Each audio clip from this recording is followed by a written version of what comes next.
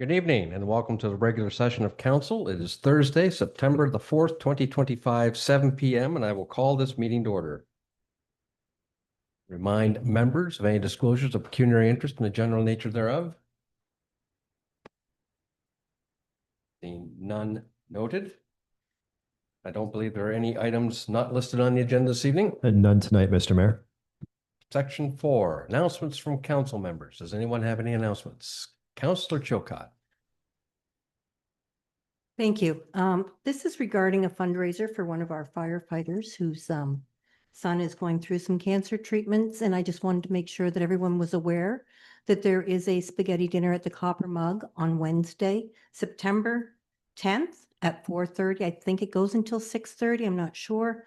But they're raising money to help with the added costs of parking and gasoline and everything else that comes with it. So if we can support her, that would be great. It's Amy for anybody, and Rame is her last name, and her son is Eric.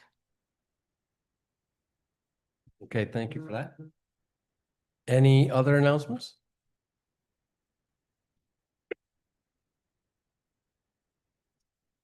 Everyone else is done? I'll let you go. Rainey, Deputy Mayor? Yes, thank you through you, Mr. Mayor. Just a reminder that next week, September 7th to the 13th, is Suicide Prevention Week. And I know there are a lot of folks out there that struggle at times. And just a reminder that we do have a national crisis hotline now, 988. For anyone who's struggling, there's 24-hour assistance. Just keep that in mind. Okay, thank you very much. Anyone else? Clerk.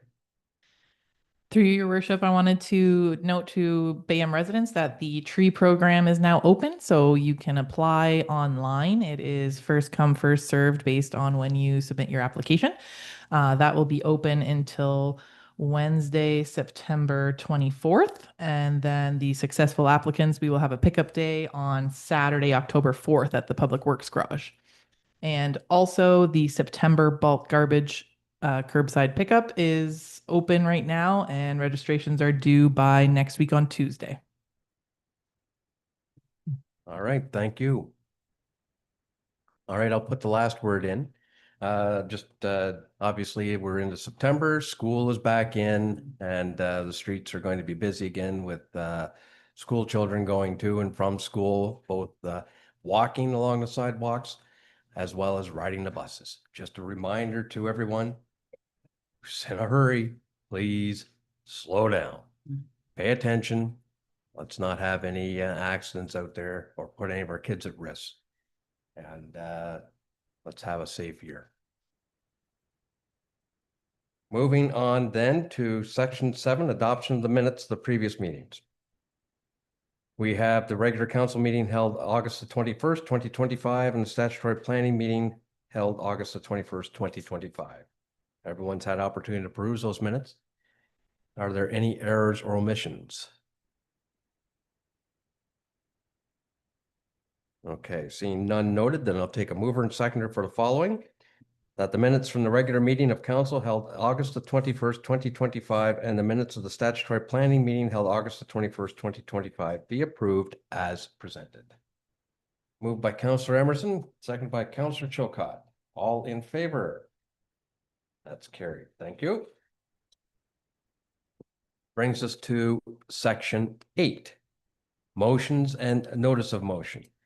We have a motion put forward by Councillor Chilcott regarding speeding enforcement on county roads. Madam Clerk, do you want to read that first and we'll get it on the floor?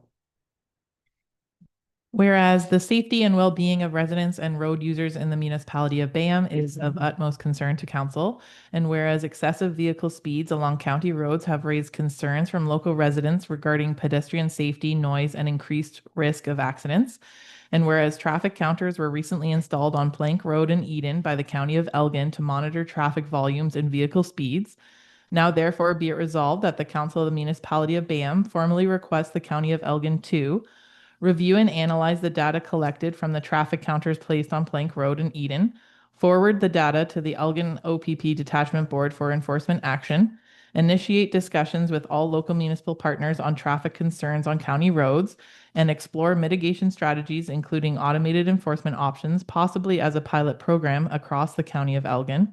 Be it further resolved that any reports and resolutions on this topic be forwarded to the municipality of Bayham for information. Okay, that is moved by Counselor Chilcott. Do we have a seconder to put it on the floor? Deputy Mayor Weiser. Discussion. Does anyone have any comments? Customary to allow the mover to have the first word. Counselor Chilcott. Yay. Yeah, I think it's important that we start doing something different than what we've been doing in the past. That the police can't do everything. They can't be at all places at one time. And as was mentioned earlier by one of the other counselors, they get called away. They get set up and then they get called away to something else. So they can't continue to sit there all day and wait for people to come by and keep things slow. So we need to do something, and hopefully Elgin County can find a solution to this for us and for other municipalities, because somebody is going to get killed. Some people have, but more are. All right, thank you for those comments. Anyone else?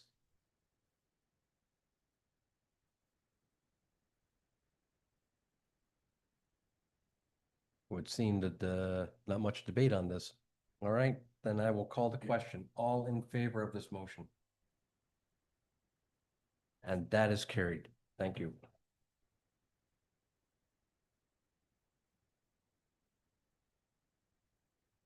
Just keep in mind, it probably will not be on the next county agenda, but it'll be on the second one in September, I hope.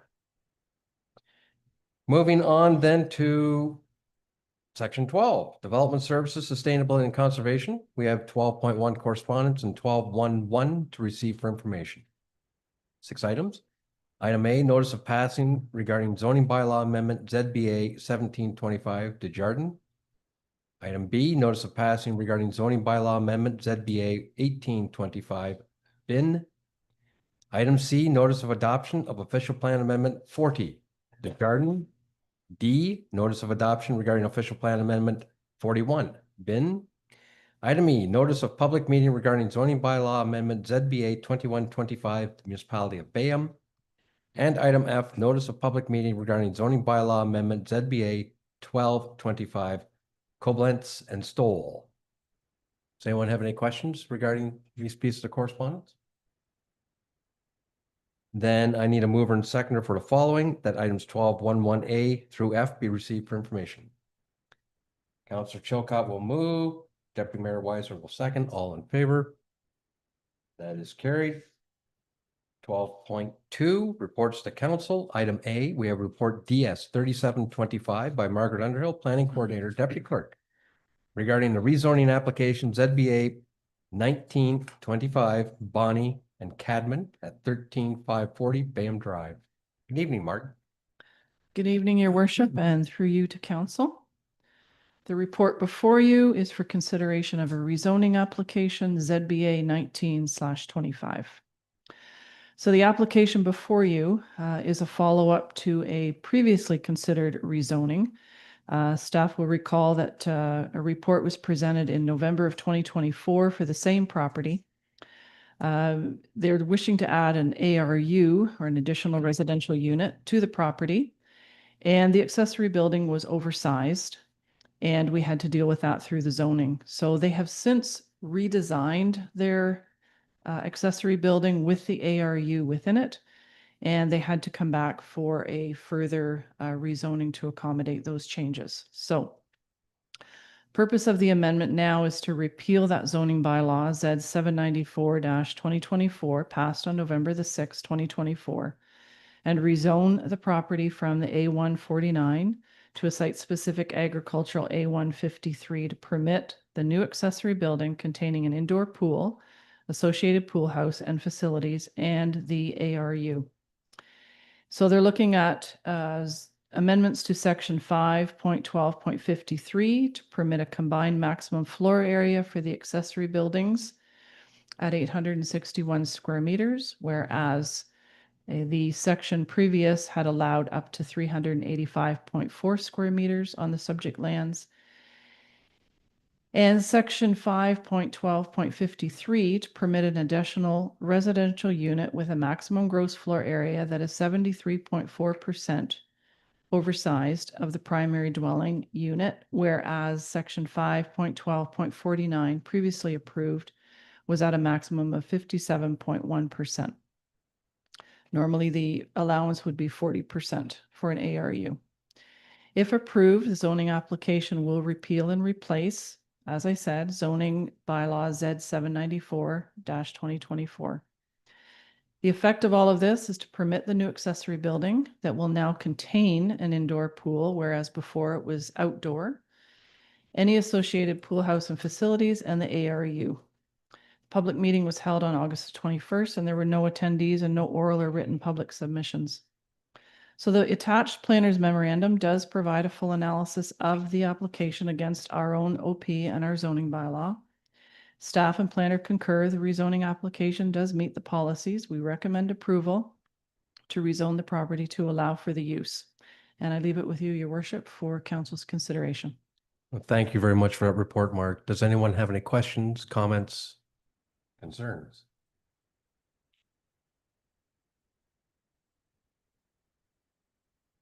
All right, seeing none, we have a proposed motion then that reads that report DS 37/25 regarding the Bonnie Cadman rezoning application ZBA 19/25 be received for information. And that pursuant to Planning Act Regulations Bill 73 Smart Growth for Our Communities Act 2015. It be pointed out that at the public participation meetings held August the 21st, 2025 associated with this application, there were no attendees and no oral or written submissions received regarding this matter. And that all considerations were taken into account in council's decision passing this resolution. And that zoning bylaw number Z 456/2003 as amended be further amended by changing the zoning on a property located in concession 10 and 11, part lots 21 and 22 at 13540 Bayham Drive from site-specific agricultural A1-49 zone to a site-specific agricultural A1-53 zone to permit the development of a detached accessory building pool house containing an ARU seeking relief from the following provisions. Section 5.12.53 to permit a combined maximum floor area for accessory buildings of 861 square meters, that's 9,264 square feet.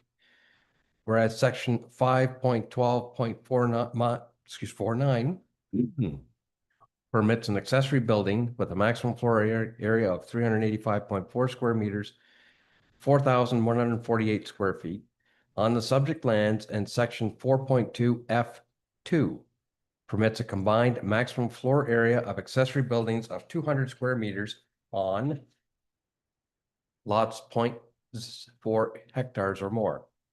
Section 5.12.53 to permit an additional residential unit with a maximum gross floor area that is 73.4%, 185.7 square meters or 1,998 square feet in size of the primary dwelling unit, 253.1 square meters or 2,724 square feet in size. Whereas section 5.12.49 permits a maximum of 57.1%, 144.4 square meters, or 1,553.9 square feet in size on the subject lands, and section 4.59E permits a maximum of 40%. And that zoning bylaw Z 814-2025 be presented to council for enactment. A lot of moving parts there, Mark. Do I have a mover and seconder for that? Councillor Froese will move. Councillor Chilcott will second. All in favor? That is carried. Thank you. Thank you. Jumping down then to section 13, finance and administration, 13.1 correspondence, and 13.11 to receive for information. 3 items. Item A is from the municipality of Tweed regarding sustainable waste management in Ontario.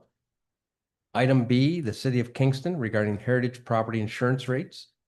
And item C, County of Oxford regarding the Thames Valley District School Board. Does anyone have any comments or wish to discuss any of these items of correspondence?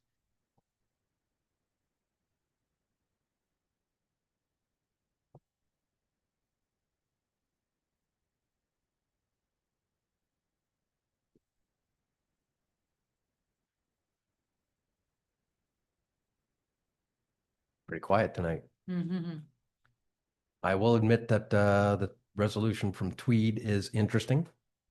It's calling for alternative waste management.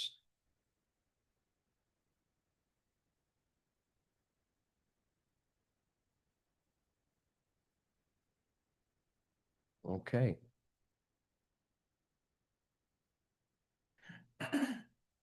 Seeing that no one's interested in engaging in any of these, then we have a motion that reads that item 13.1.1 A through C be received for information. Moved by Counselor Emerson. Counselor Froese will second. All in favor? That's carried. 13.1.2 requiring action. Item A, John Reagan regarding method of voting. This has been on the agenda and it's returning. Megan, do you wish to speak to this or? You're good. That's what I was gonna say. Okay. Let's open this up for discussion. Does anyone wish to engage this?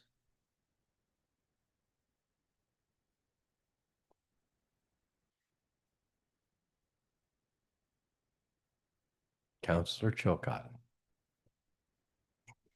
I just want to confirm, is this where one of the two people have to bring it forward or? I'm not sure what the process is right now. Through you, your worship. So yes, the correspondence is essentially asking council to reconsider a previous decision. So as we reviewed last meeting, the way to go about that would be anyone who voted for that last time. So it would have to come from Councillor Emerson, Councillor Froese, or Mayor Ketchabah to leave the chair and make the motion for a reconsideration.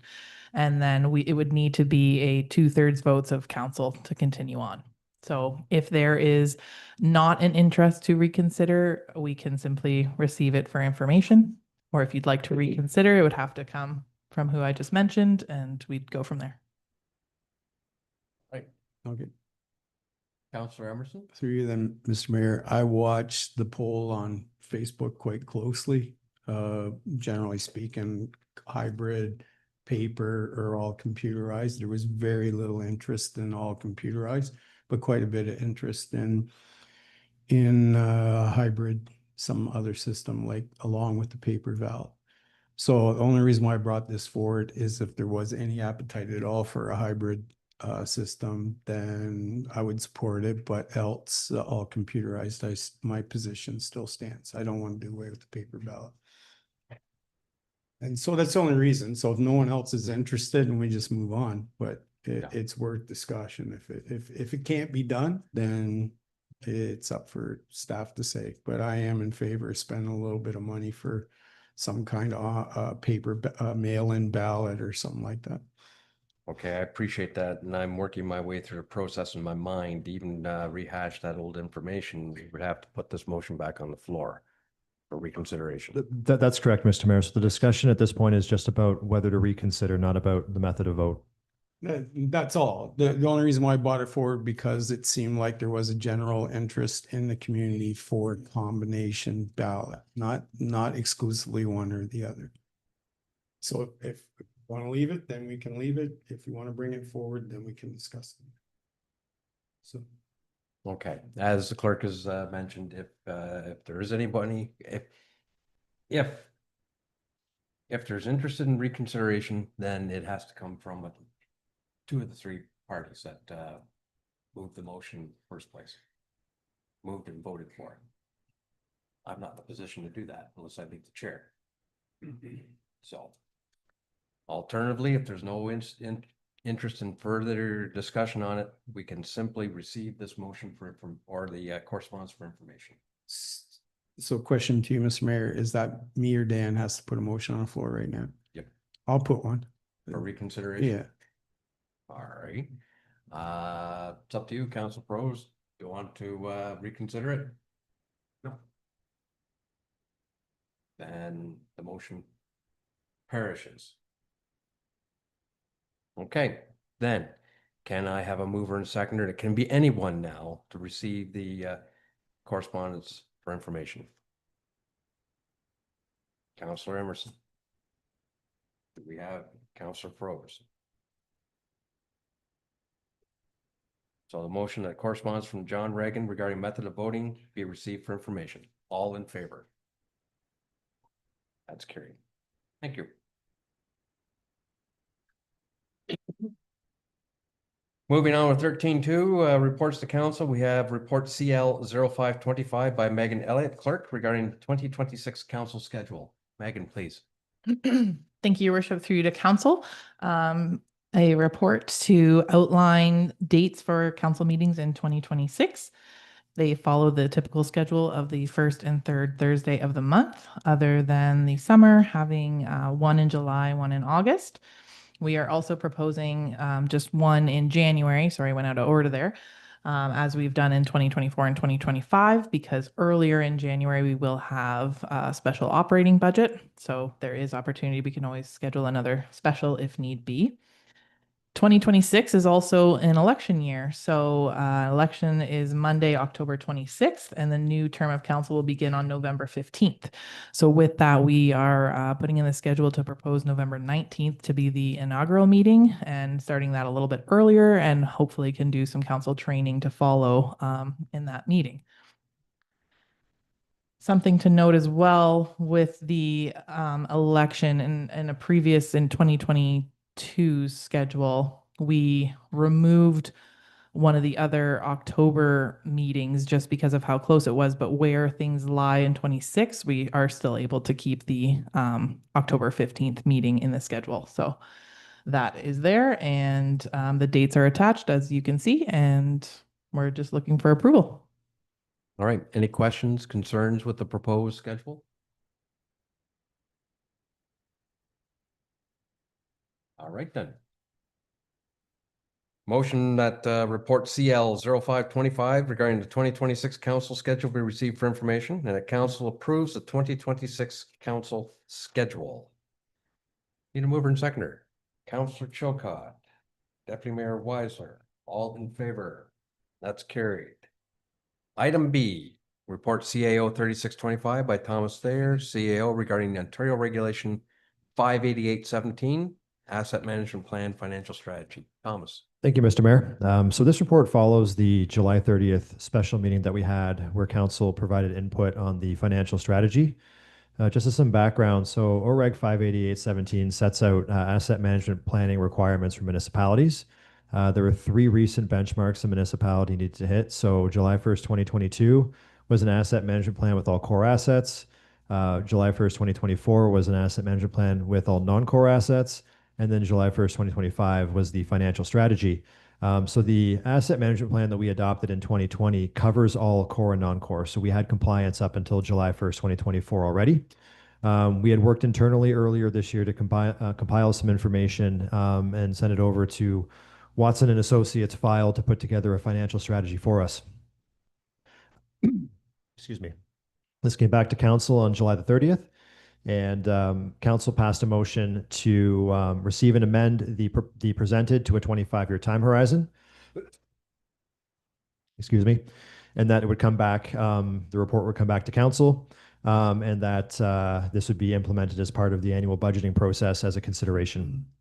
So in regards to that, the financing strategy is included in the report and identifies some of the key statistics.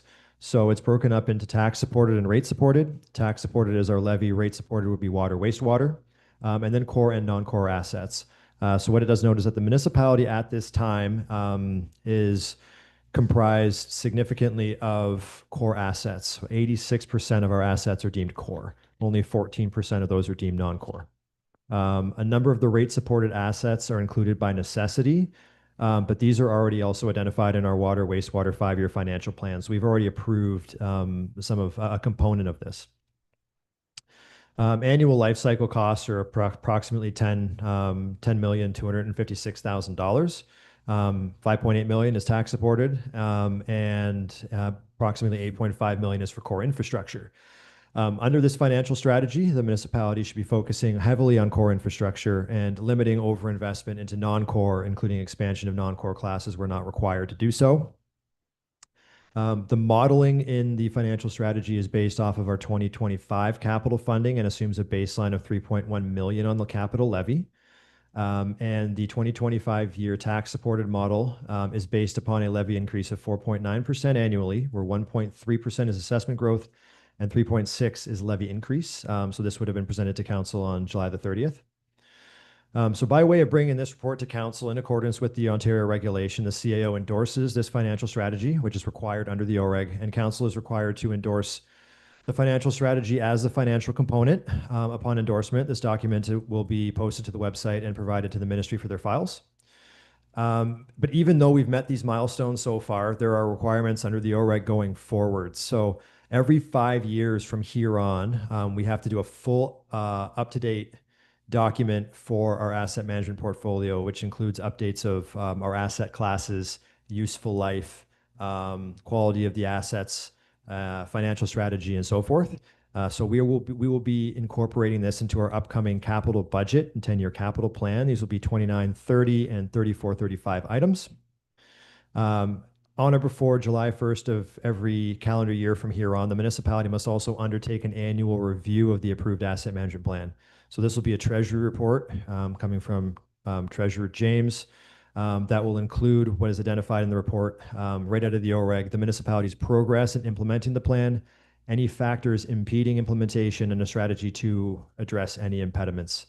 So these requirements are to ensure that municipalities are adhering to their approved plans and continuing to demonstrate prudent asset management. It is anticipated that these annual reports will come to council in Q2 of 26 and onward. So with that, Mr. Mayor, the report is before you along with the attached financial strategy.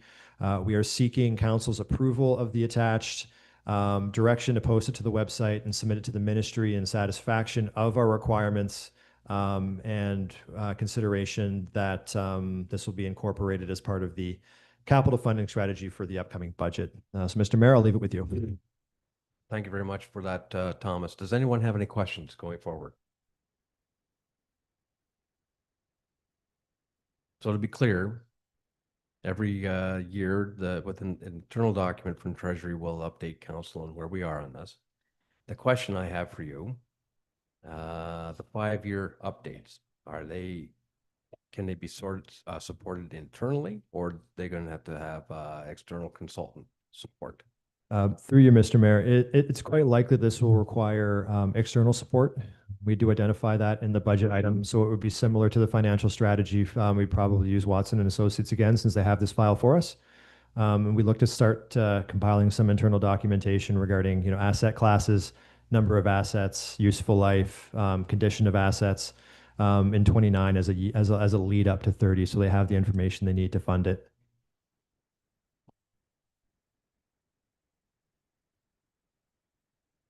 Any questions from anyone else?